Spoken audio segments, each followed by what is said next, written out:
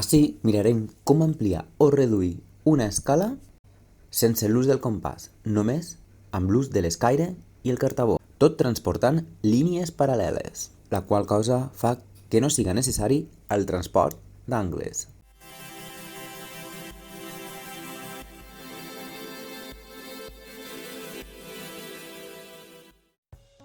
És recomanable començar per la base de la figura. Estem transportant les verticals.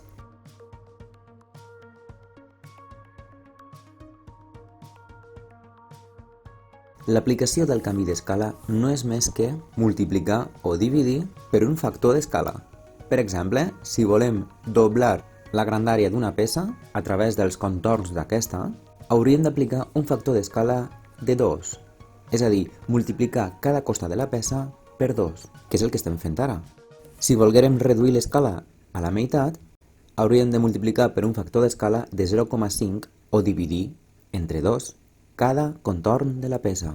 Els contorns amb valor numèric imprescindibles per poder definir la peça s'anomenen cotes, i en aquest exercici no es demana tornar a dibuixar-ne a les noves sobre la peça resultant, és a dir, la peça a la qual ja se li ha aplicat el factor d'escala que demana l'enunciat. En aquest cas, el doble, és a dir, un factor d'escala de 2. Per tal de tindre un control de les cotes que ja hem multiplicat pel factor d'escala, encerclem les cotes de la figura original.